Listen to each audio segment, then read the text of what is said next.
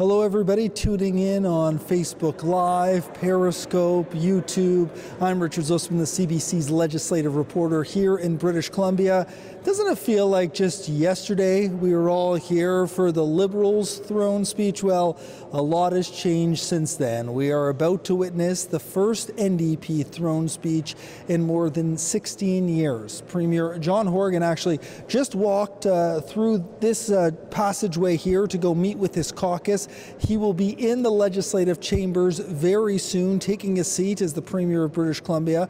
Not the first time, he also did it this morning, and a lot has unfolded already today. So we'll get in a bit here over the next 10 minutes or so as we wait for the throne speech, what to expect in the throne speech. I'm going to have to be a little bit vague because I have seen a copy of the throne speech as under embargo. I have signed confidentiality, so I will not be mentioning any details about what's in the throne speech until we actually hear from Lieutenant Governor Judith Guichon, but I will mention some overall sort of platitudes about it. I've done some reporting for the radio this morning and for online about what to expect in the throne speech. I'll re-mention some of those and be happy to answer any of your questions the best I can. Just want to remind you that I have seen a copy of the speech and I'm not allowed to disclose any of the specifics that are in the speech, but I can speak about what unfolded this morning because it was very, very interesting in the legislature today when all the MLAs voted for a speaker. And only one person stood up for the vote. It was Darryl Plecas, a Liberal MLA. And what's so interesting about that is the fact that not only had Plecas said publicly in the past that he had no interest in the Speaker's job, he had told his Liberal caucus that he was not interested in it. But late last night, the Liberals got sense it was unfolding because how it works here is that every MLA puts forward a piece of paper saying they are not interested in the job. And by the 6 o'clock deadline, Darryl Plecas had not submitted his yet. It was a strange and eerie scene a little bit here at the legislature. It's a big chamber, 86 seats for MLAs in the one speaker chair, and the only person sitting there at about 9:30 this morning was Darryl Plecas. He skipped out on the Liberal caucus meeting to sit in the chamber by himself before becoming speaker.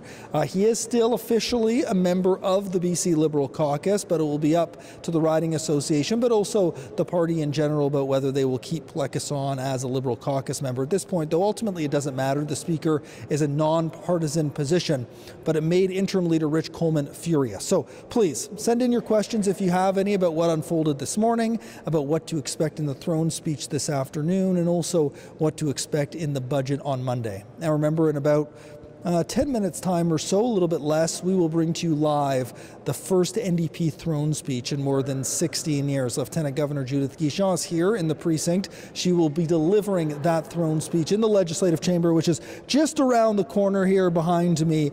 We may have a chance now to give you a little bit of a view of what we're looking at around here. So this area, the rotunda area, to my right are the main doors. These doors only open, you'll see them in a minute here. That hallway that you're looking at now is where the Premier's office is. These doors here are only open when the Lieutenant Governor is here at the legislature. She came through these doors, welcomed by Premier John Horgan, and then has now gone off as she prepares to read the speech. Important to note about a throne speech is that it is something that is written by the government but read by the Lieutenant Governor. We're also expecting, and I think we're going to be able to bring this to you live on Facebook a little bit later on, Premier John Horgan will speak to the media after the throne speech about what's in it. So let's go back a little bit to what unfolded this morning because it was more political intrigue. It seemed like every time we're all gathered here at the legislature, at least in the last little while, something exciting is happening. There was a lot of talk about the Speaker's position in general, and it was long thought that the NDP would be required to put up one of their own as Speaker, and that would have meant that there would have been 40 NDP MLAs voting, plus 3 Greens making 43 votes. And before former Premier, BC Liberal leader Christy Clark resigned, it would have meant 43 Liberal seats. But with Clark's resignation, it meant that the balance of power changed slightly. It meant that not every vote was going to be a tie. But without getting too far into the weeds, the best guess is that when there is a by-election in Kelowna West, Clark's old riding, it will go Liberal. So long was the thought that every vote was going to be a tie, meaning the Speaker was going to have to break those votes, and it's against convention if that Speaker votes in favor of legislation. So there was a lot of thoughts about what was going to happen, how is this going to be worked out. Now we don't have to deal with any of that. So there goes Premier John Horgan into the chamber there. He'll go meet up with his caucus before actually heading into the chamber, where he will watch as Lieutenant Governor Judith Guichon reads out that throne speech. So please send any questions if you have them here about what we're expected to see as we get into the throne speech. I will talk broadly. I spoke to Deputy Premier Carol James yesterday about the throne speech. He says it will be very consistent with a lot of the messaging you've heard from the NDP. Affordability is a major issue. She spoke about some of the issues that have already been addressed by this NDP government, including tuition waivers for children coming out of provincial care, as well as support for those on income assistance and for those with disability. We also have received a number of clues about the visions that the NDP is putting forward by just looking at the mandate letters of the new ministers. So the expectation, if you just look at those mandate letters, is we're going to see some sort of parameters for proportional representation referendum by the fall of 2018. We're likely going to see some things on affordability, including new housing stock, but also closing rental loopholes. We're likely going to see some things in the throne speech addressing income assistance. We've already seen an announcement of a $100 increase. We also saw in Minister Shane Simpson's mandate letter a pledge to bring back the bus pass for those with disabilities. So expect to see some of those things potentially in the throne speech. But the key document to watch for is Monday, which is the budget. The budget will lay out the fiscal framework. So one question here, Carlo Aven asks, I thought he's been officially expelled from the caucus. That's what I just heard on CBC Radio 1. Well, some of that confusion, Carlo, may be from the fact that there was a statement that was sent out earlier today from the BC Liberal Party. And in that statement, it said that he'd been thrown out of caucus. Well, the caucus actually can't do that, but ultimately, Plecas is not sitting with the Liberal caucus anymore. He is still the MLA for Abbotsford South and will continue to be the MLA. It just depends if he's an MLA that's a Liberal or not. So we're going to have to wait till the Riding Association makes that decision. Carlo, the best guess is that Plecas will eventually be dismissed as a BC Liberal. I've spoken a few times today, just briefly, with the new speaker. He hasn't been able to do anything on the record. He's been told that as part of his responsibilities, he's just had too much stuff going on, learning the new job, getting ready to reside over the legislature. So we haven't actually heard from Plecas himself. But I was one of the few reporters that interviewed Plecas after Christy Clark resigned as the leader, and he was the only MLA that went on the record to say he spoke out against her leadership. At the time, he said he wasn't interested in the speaker's job, but did express some discontent with Clark's leadership, but did say he was happy to stay in the Liberal caucus. And I asked him outright if he was going to get thrown out of the caucus. He says it wasn't up to him. So now that he's made this decision on the speaker, it's unclear what will happen with him next. But Carlo, my best guess would be that at some point he will formally be dismissed. But ultimately, it doesn't matter. The speaker doesn't caucus with the parties. They are an independent entity. But the reason it makes such a huge difference now is because of the numbers. The voting numbers have changed, and this gives some more flexibility to the NDP Green Alliance and may give them a little bit longer lease on life. They still need support from the Greens. That's still very much the case, but this allows them to ensure that maybe one or two members could be missing a crucial vote and that legislation would still pass. David Marshall asks, Plecas did the right thing. Good job not contributing to partisan politics. This is more of a comment than anything, but I'm happy to read it. Cry and complain, but there needs to be less us versus them and more working together, no matter if you like it or not. David, this leads to a very good interlude into what we heard from interim leader Rich Coleman today, angry. And he was expressing a feeling that he had been duped and could not trust Plecas. He questioned Plecas' integrity. Again, we haven't had a chance to hear from Plecas to respond to this, but you could just tell. I was in the chamber when Plecas was announced as the speaker, and it was, you could see the anger on their faces about this decision. I also asked Coleman about why, in his prepared remarks, he didn't congratulate Plecas. and he said, I'd be a hypocrite if I did, because I don't want to congratulate him because I don't think he should be the Speaker. It's been an interesting morning, no doubt, in terms of the politics around the Speaker position, but Andrew Weaver from the Green Party put it this way: it's time to move on. The Liberals need to get over it. Plekas is now the Speaker, and the Liberals have to, almost half, they received more votes than the NDP did. They received more seats than the NDP did, but are still in opposition, and it's the biggest opposition we've ever seen in this province's history. So they still have a role to serve in opposition, and will continue to do that no matter who the Speaker is. Looking here at another comment, Phil Sejian says the Liberal Party is just falling apart. Interesting there, because that links directly to something that Coleman was asked by another reporter. Les Lane from the Victoria Times Colonist asked exactly that. You have no full-time leader, Plekas is left, are you guys falling apart? Coleman didn't think so, but that's what you would expect for the interim leader of the BC Liberals to say. Other than Plekas, though, there haven't been a lot of cracks emerging in the party. They are having a little bit of a tough time adjusting to the role of opposition, but they haven't been in this role for more than 16 years. We'll have to give the Liberals, I think, a little bit more time to really see how they fit into the opposition role. But for now, expect the NDP, anytime they're questioned on something, to fire right back at the Liberals, saying, well, you guys didn't do anything about it when you were in power. We're expecting, we just heard calls for the Lieutenant Governor, it sounded like, so we will have a throne speech very soon here, but I'll get to David Marshall's question. Will the NDP immediately increase the hourly funding for day program coverage of people with disabilities? David, I don't know. It wasn't something, it is a broader issue around disabilities. That's something that this government is committed to. I think something like that in terms of increased funding will have to wait until Monday. So that's what the budget's all about. We'll get a sense on Monday what sort of individual programs are being funded. So stay tuned until Monday. And at that point, we will get a real clear picture of where the money is going.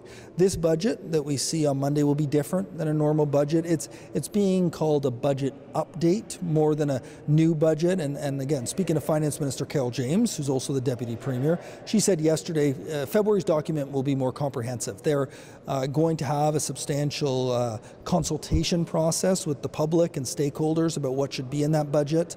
We expect maybe some new ideas in that budget that we haven't seen, but this budget is all about honoring the commitments in the Green NDP agreement, but almost more importantly for the NDP, their platform. They ran an election platform with a lot of promises, some really major changes: $10 a day childcare, getting rid of tolls on the Port Mann and Golden Ears bridges. We've seen that already take place. We've seen a movement towards $10 a day childcare, although we've also seen a more holistic approach to how childcare is offered and supported in the province. We'll see more money to that in the budget. So there's a lot for the NDP to get through, and this throne speech is just a start here. And so throne speech should happen any time here in the next few minutes. It was slated to start at 2 o'clock, but I'm being told that Judith Guichon, the Lieutenant Governor, is not yet seated in the legislative chambers. Also unfolding today, we saw John Horgan, the Premier, go out and greet Guichon. It seemed like he was a bit late because he sprinted down the stairs as she arrived to come say hello and brought her into the building here at the legislature. Next week is going to be the first true test for the NDP government in terms of a full legislative week. They are expected to be here in the chambers until November, so this could be a pretty long and substantial fall sitting. It's something that's a little bit different than what we got used to under the Liberal government. There was not a lot of sitting going on with the former government. There were some fall sessions that were completely skipped. Obviously, we're in a different situation here considering a brand new government. But we expect this budget update on Monday. We will then have a legislative session at the end of September. It's UBCM week, the Council of Municipalities. That's always a really important gathering of provincial leaders. This will be in Vancouver this year. It will be John Horgan's first as Premier. Very important for a lot of ministers around housing and transit, affordability issues, issues that, the municipal leaders are very in tune to in their communities. So that will take place in Vancouver, and then they will return back here to Victoria to sit in October and November. Any questions here, please pass them on. I think we have a few more minutes here. Gary Lenz there, the Sergeant-at-Arms, going by. Not sure if you caught him behind me. A lot of throne speech day is not just about policy, but is about the pomp and circumstance of it all. One of the coolest things that unfolds is a little bit earlier, Judith Guichon, the Lieutenant Governor, arrived at the doorway that's just behind me here, and the Sergeant-at-Arms takes the mace and hammers the door to knock to get them to let her into the chamber. We saw the voting of the Speaker. One of the really interesting things about that is once that Speaker is chosen, they get dragged from their seat to the front of the stairs. A little bit weird today considering the tension around Darryl Plecas, and Mike DeYoung, who's another Abbotsford MLA, was one of those that grabbed him. But he participated in tradition as the House Leader of the Liberals, along with Mike Farnworth, the NDP House Leader, and they dragged him up to his seat. There was also jokes in the chamber that Steve Thompson, who is the Liberal Speaker for a week, was the shortest serving Speaker in British Columbia's history. He vowed to resign if the Liberals lost in a confidence vote, and indeed they did. And that's what has us here today, about to see the first throne speech from this NDP government. We're getting close here to the end. Let me just go over some other ideas, and now we're going to see the formal procession. So let me show you a little bit what's happening here. Gary Lenz, Sergeant-at-Arms, going there. And in the rear here, Lieutenant Governor Judith Guichon. So the Lieutenant Governor will work her way now down the corridor, and she will go through these gates here. So just like I mentioned, those were the knocks on the door to allow Guichon into the legislative chamber. And so they are now waiting for the door to open. Gary Lenz, the Sergeant-at-Arms, knocking again. There's no answer, I guess. They know she's coming, I can promise you that. And so we'll wait here. I'm going to have a peek around the corner here to have a look at whether they're letting her in. And so all the members are assembled right now in the chamber awaiting the Lieutenant Governor to arrive. She will walk now directly to the chair, and then once she gets there, the throne speech will begin. Another strange thing about today is that the members are sitting on opposite sides, right? For many of the Liberals who've been here a long time, they've only sat on the government side for 16 years. They are now on Guichon's right. When you look at the chair this way, on the right-hand side, the government, and John Horgan, the Premier, is on the left-hand side. So I will say goodbye very quickly here because I'm guessing that it's about to be time for the throne speech to begin. So I will say goodbye. Thank you all, and I will be back after the throne speech to discuss anything that may have unfolded in that throne speech because Judith Guichon, the Lieutenant Governor, is about to begin. Thank you so much for watching Periscope, YouTube, and on Facebook Live. I'm Richard Zussman, the CBC's legislative reporter.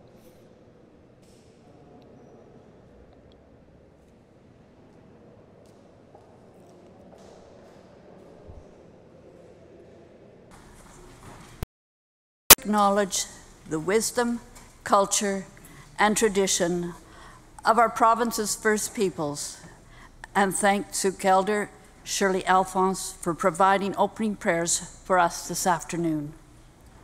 We gather in the People's House on the traditional territories of the Lekwungen-speaking peoples, the Songhees and Esquimalt First Nations. As we open a new session of the Legislative Assembly, our thoughts and our hearts are with the people in the interior, where communities are fighting the worst wildfire season our province has ever seen.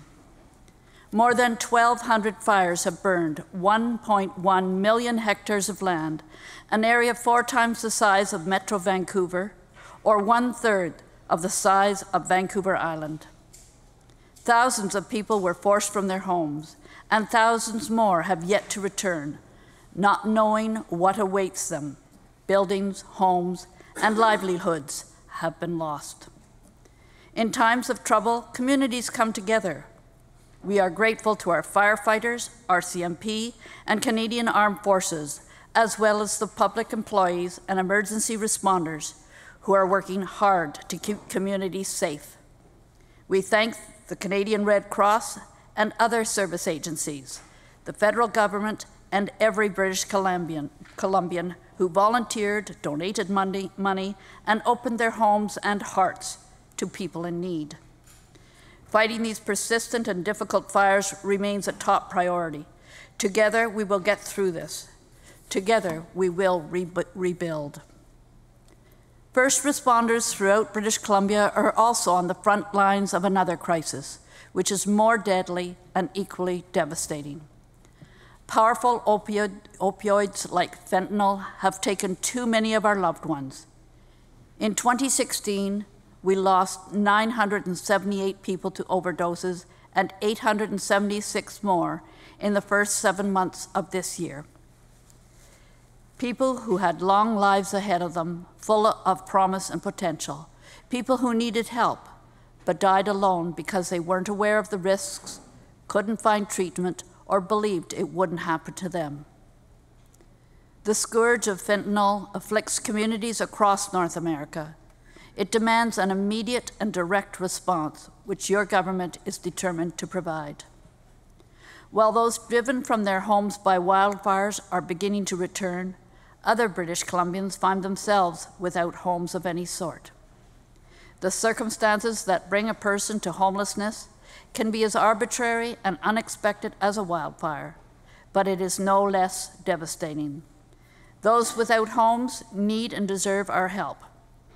Your government is determined to work with all levels of government, federal, municipal, and First Nations, to address homelessness, which touches every region of our province.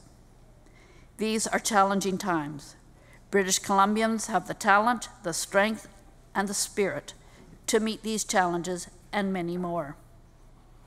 As we mark the passing of British Columbians we have lost, let us not forget that their spirit lives on in the acts and deeds that helped make our province a better place. Community volunteer Tom O'Shiro, environmentalist Gwen Barley, sports trailblazer Barbara Howard, political scientist Norman Ruff, MP and women's rights advocate Margaret Mitchell, yoga innovator Michael Stone, writer and commentator Merv Addy, and we remember Ian Moore Wilson, who was killed in a senseless attack of terrorism in Barcelona, Spain. We honor them and their contributions to our province. British Columbians deserve a government that is working for people. Families in BC work hard to give their children a better life than they had. They spend more and more income on a safe and secure place to live and sacrifice more time away from home on longer commutes. Young people dream of a post-secondary education, but high tuition and housing costs have put many of those dreams out of reach. Students graduate with a burden of debt that holds them back just as they are starting out. Parents need safe, affordable childcare. Yet many must leave the workforce because wait lists are too long, spaces aren't available, or care is just too expensive. Seniors who need stable care and a helping hand are struggling to find timely medical care and an affordable home so they can live their final years in dignity. Families want to raise their children in the communities they grew up in, yet housing prices are so unaffordable they are being pushed out, a situation as astonishing as it is unacceptable. And the people in BC's rural and remote regions who deserve the same opportunity as all other British Columbians face higher unemployment and have fewer services in their communities. The problems facing people today are the result of past choices. Choices that resulted in a generation of student learning in overcrowded classrooms, out-of-control housing prices, growing waits for services like healthcare, and the rise of part-time, low-paying jobs. These are choices that have divided people and created disparities between rural and urban BC. Our province cannot continue down this road. We cannot afford to shut people out of opportunity, and we cannot afford to leave families behind. Starting today, your government will make different choices, choices that put people first. We will listen, deal honestly with the problems facing us today, and bring people together to find solutions. We will defend BC's interests, economy, environment, and our coast.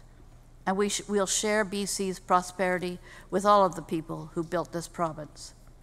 Your government will work hard today and every day to make life better and help families get ahead, guided by the values of help and hope, respect and dignity, justice, equality, and fairness. Your government will build a better BC where no one is left behind. The work begins by setting a strong foundation, starting with a government-to-government partnership with Indigenous peoples. Working with First Nations and all Indigenous communities, your government will embrace the United Nations Declaration of the Rights of Indigenous Peoples and address all of the calls to action issued by the Truth and Reconciliation Commission into residential schools. These are important commitments which your government takes very seriously. We cannot continue to push these actions further down the road to a day that never comes. Together with First Nations and all Indigenous peoples, your government will seek to bring these principles to life. We must build a true partnership based on rights, respect, and reconciliation. We can only move forward together. A government that is working for people must start out on a new path with new ways of working that transform our politics and put people first. Your government is based on a new and innovative agreement between two parties, which provides the basis to move forward on important initiatives to reform our democratic processes, protect our environment, and build our economy. An agreement rooted in the belief that the legislature works best when we recognize that no single party has all the answers. All sides must come together to deliver a government that works for people, a government they can count on. This fall, your government will put people at the heart of our politics. Government will reform BC's campaign finance laws to eliminate corporate and union donations, put strict limits on individual contributions, and make sure that only people living in BC can donate to our political parties. Your government will bring forward legislation to move BC's fixed election date to the fall of 2021 and every 4 years thereafter to make sure government's annual budget and financial priorities are focused on people, not politics. Government will set the terms for a referendum on proportional representation to take place no later than November 2018, and will actively campaign in favor of reform so that citizens can be assured that every vote counts. And new lobbying restrictions will make sure former public office holders do not improperly benefit from their experience serving the public. Your government is encouraged by the broad support for these reforms that exists across all parties in this legislature. It is a welcome sign to British Columbians who expect their interests to be at the heart of government decision-making. The people of BC must always come first. Governments must listen. They cannot ignore the problems families face, and they cannot deliver lasting solutions before they understand the heart of the matter.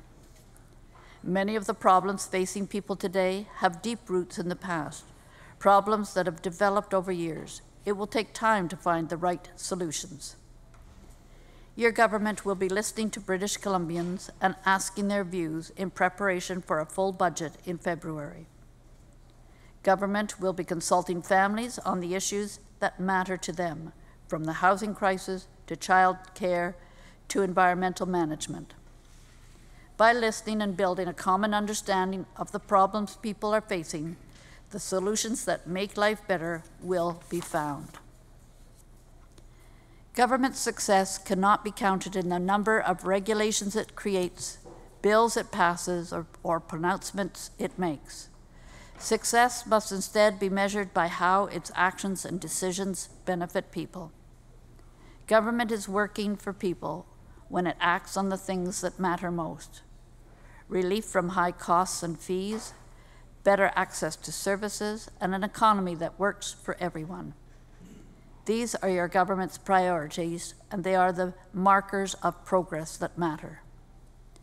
Too many families were left behind for too long. It's time that we made life more affordable. Your government has already started making better choices to help families get ahead. A $100 increase to monthly income assistance and disability rates will help to lift families out of poverty. And removing unfair tolls on the Portman and Golden Ears Bridge will give daily commuters well-deserved relief. These are the first steps of a government that's making life more affordable. There is much more to do. This fall, your government will take steps to help renters. Fixed-term lease loopholes will be closed, so people are no longer vulnerable to significant rent increases. And we will increase support to the residential tenancy branch to make sure tenants and landlords are treated fairly.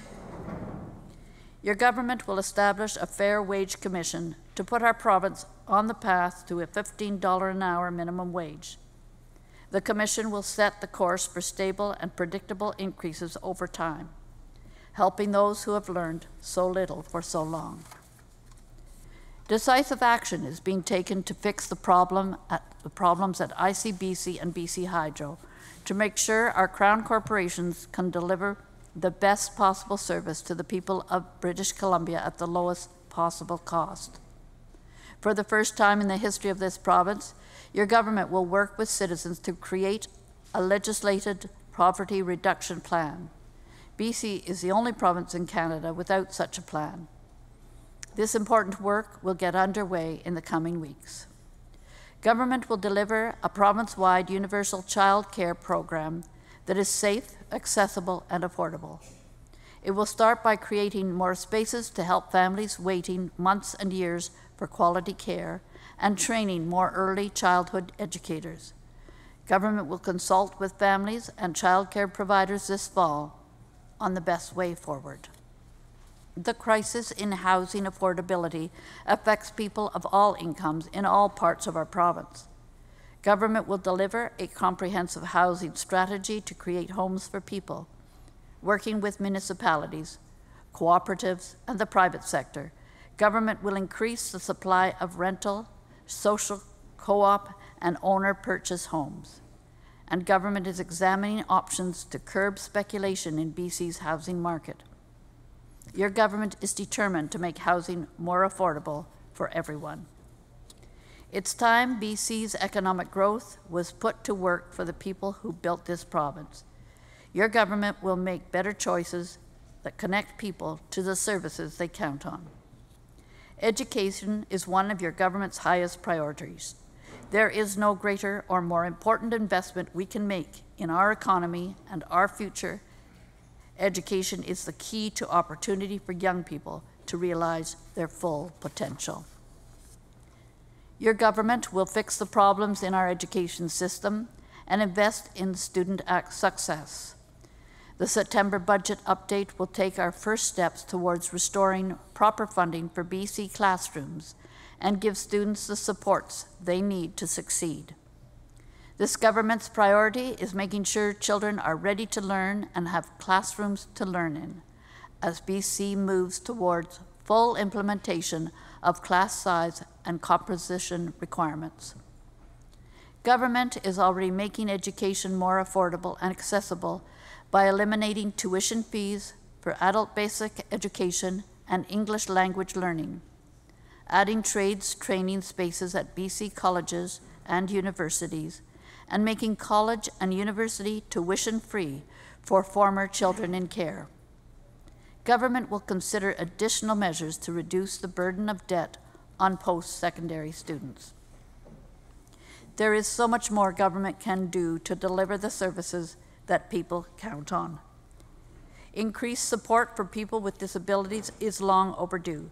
Starting January 1st, 2018, government will provide people with disabilities access to the transportation supports they need, including an annual bus pass for those who want one.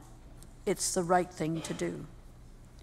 Your government will promote and protect public health care, helping the thousands of British Columbians who can't find a doctor and are waiting longer on surgical wait lists. Your government will build new hospitals and urgent care centers so that patients and families get quality health care where and when they need it. And your government will first reduce and then eliminate unfair MSP premiums. And we must do everything we can to address the overdose crisis. When people are in trouble, they need help right away. Creating the Ministry of Mental Health and Addictions is the first step. Your government will make sure people living with addictions have better access to treatment options. And we must increase enforcement to help get deadly drugs off our streets. Investments in public transit help reduce gridlock and get people and goods moving. BC will work collaboratively with local mayors and with our partners in the federal government to deliver better transit options for people, including more buses and expanded rapid transit. And your government will promote diversity and fight inequality with a renewed Human Rights Commission, because every person should feel welcome to share in the future of our province. It's time that British Columbians shared in the benefits of our strong economy. Your government will make better choices to invite people into BC's continued economic growth. This government will support BC's traditional industries, including forestry, mining, agriculture, and natural gas development. We will make BC a world leader in engineered wood products and grow our value-added sector. And your government will continue to fight for a fair deal on softwood lumber that is good for BC forest workers, our softwood industry, and the communities that depend on it. This government will invest in natural resource projects that create jobs and opportunity for people, where British Columbians receive a fair rate of return for our resources. First Nations are meaningful partners, and where BC's land, air, and water are protected. And government will continue to support communities hit hard by this year's wildfires and floods. Natural disasters bear high economic and environmental costs. Our people are strong, our communities resilient. When the fires are extinguished and the crisis has passed, British Columbians will come back even stronger than before. Government will work with them to rebuild local economies, including forestry, tourism, small business, and agriculture. There is much more to do. Starting with initiatives to spark innovation and growth of a sustainable economy. This fall, your government will establish an Innovation Commission, an initiative of the Green Party caucus, to encourage new investment in BC's technology sector. Government will promote innovation in every region of our province, because everyone deserves to benefit from and share in the wealth created by the 21st century economy. Your government will take decisive action on global climate change, the greatest challenge of our generation. We must do everything we can to reduce emissions and keep global temperature increases below 2 degrees. Together, we will fight climate pollution and create opportunities for people, including thousands of jobs through energy retrofits and public infrastructure. And this government will make important investments in the future of our province. New schools, hospitals, roads, and homes for people will give communities the service they need and attract new jobs and investment. Your government will work with local and federal governments on public infrastructure that builds up our province and our people.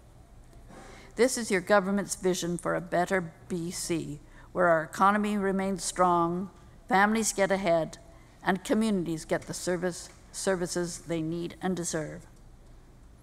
No matter where in this great province we call home, we are united in our belief in the potential of each and every one of us. The wealth we create together can lift people up, sustain us, and create a better future for everyone. The road ahead won't be easy. It will take time for the better choices this government is making to take hold, transforming people's lives, revitalizing our communities, and bringing all of us together. It will happen starting with the work that takes place here in this legislature. That work must start and end with the people we are here to serve. We set out on this journey with a renewed energy, hope, and optimism. Help is on the way for the people of BC, who have waited many years for relief, who are ready for a government that is working for them. Your government will not let them down. Thank you to all for your service. You and your family sacrifice much so that you may work for the betterment of all British Columbians. I wish you all success with your second session of the 41st Parliament. Thank you.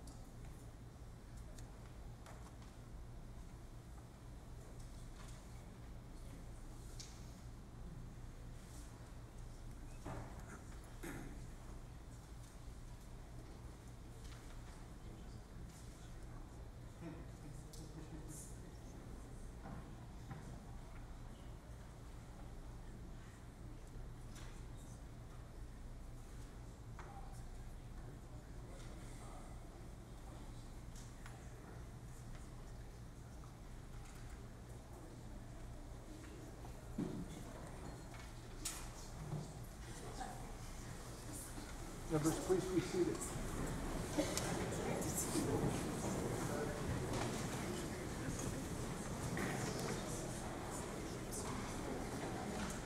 Have to wait till the clock.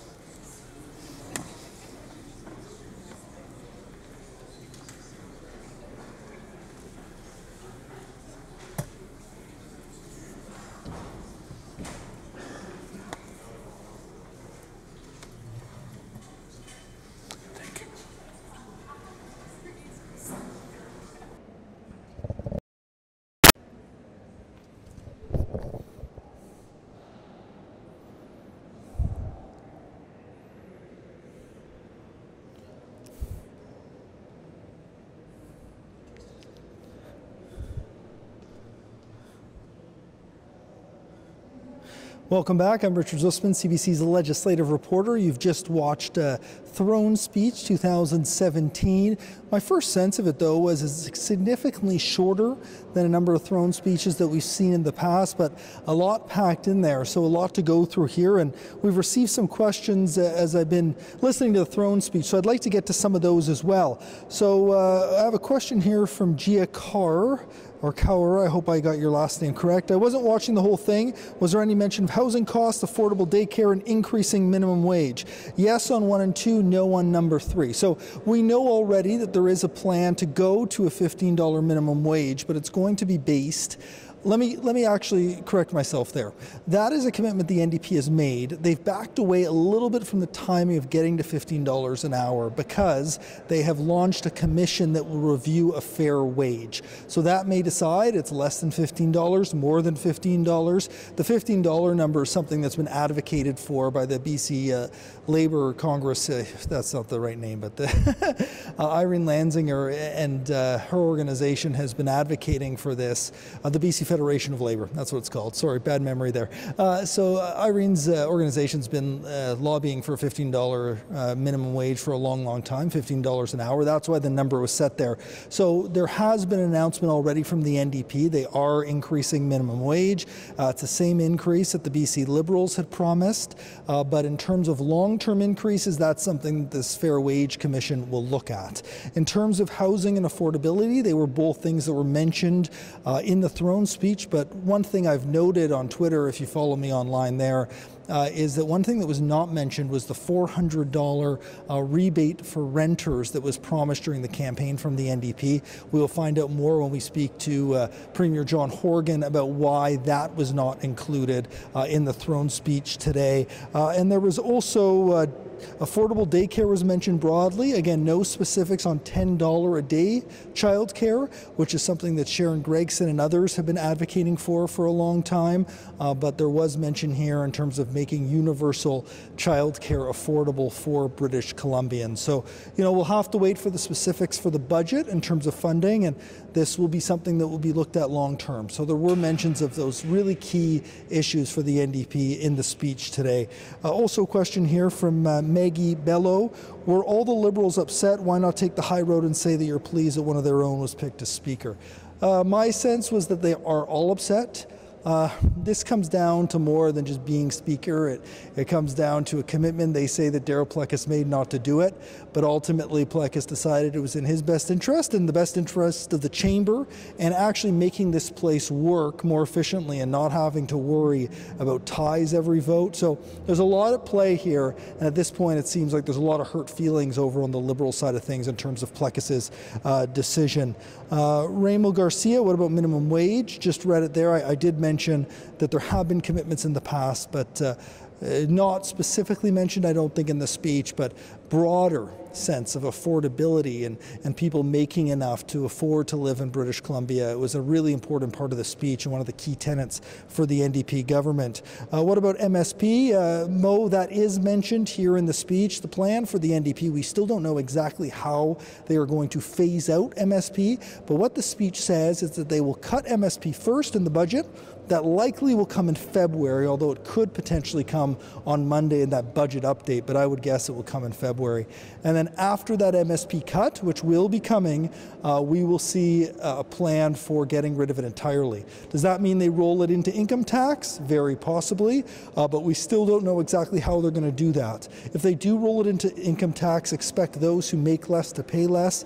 Right now, basically, I know there's some exemptions for people, but basically if you make more than $43,000 a year, I think that's the number, you pay the same, no matter if you make $44,000 a year or $300,000 a year, you pay the same for MSP. So the NDP has pledged to change that. Shirley Adams asks about Site C. There were a group of protesters out on the lawn earlier today about Kinder Morgan, about Site C. We're going to have to wait for the BCUC Commission to return. And that is coming, I can't remember now, but it will be coming, I think, in the fall, their decision on the future of Site C. So they'll put together a suggestion to the government. The government will then decide what it wants to do with the Site C project, but was not a big part of today's throne speech. Tammy Sawatsky wants to know, what about healthcare? One of the big things that stands out to me in the throne speech is a commitment that was made in the election that's now been put into the throne speech about building urgent care centres as well as hospitals. Urgent care centres would be a bridge between drop-in clinics and hospitals. So if you do have an emergency, there's certain issues that are best handled not in hospitals, flus, some falls, some health issues, and so people have gone into emergency rooms, and it's part of the challenge for why there's been long wait times. So here is the pledge from the government to build these urgent care centres, which is basically a bridge between when you think you're too sick to go to a drop-in clinic, but not sick enough to go to a hospital. These facilities will be able to provide help there. Philippa Syme wants to know any more information about free or financially accessible post-secondary education. I don't think free is in the works for the NDP, although I could be wrong long term, but it's not something that stands out of my mind from it wasn't an election promise. Could be something that comes as a surprise if the NDP finds themselves with a little bit more cash than they expected, but I don't expect it anytime soon. Again, not mentioned in the throne speech, but something that the NDP has pledged to do, and we will likely see on Monday in the budget, is this idea of providing interest-free student loans, but also a financial incentive for those who graduate. So we expect to see likely those things in the budget. Education, a core tenet for the NDP, not just post-secondary, but elementary and high school as well. So those will be things that the NDP is focusing on and was a big part of the speech here. I'm just going to have a peek here to see what's going on in the legislative chambers. They are still in the chamber, so I will have to run at some point soon because Premier John Horgan will be addressing the media very, very soon. So I will say I'll take a few more emails or messages here. Thanks for tuning in on Periscope, YouTube, Facebook Live. I'm just trying to check my notes here to see if there's any emails telling us when I have to run to go chat with Premier John Horgan, but I'm happy to take any more questions people may have until then. I'm working my way through to see Philippa Syme, don't people with disabilities already have an annual bus pass? It's a good question. The way it works now is there was a free bus pass for those on disability. What the previous government did is they took away that free bus pass and increased disability allowance, but it was a marginal increase after not increasing it for 8 years, according to advocates. And what advocates have been calling for is not just a restoration of the bus pass, but more importantly, pegging increases to inflation. We've already seen one committed increase on disability assistance from this government with a pledge to increase it even further. We don't know yet if they'll peg it to inflation. There's no details specifically in the throne speech, but there is mention of transportation support for those on disability. So we will have to wait, I think, till the budget on Monday to find out the specifics of exactly how that will work.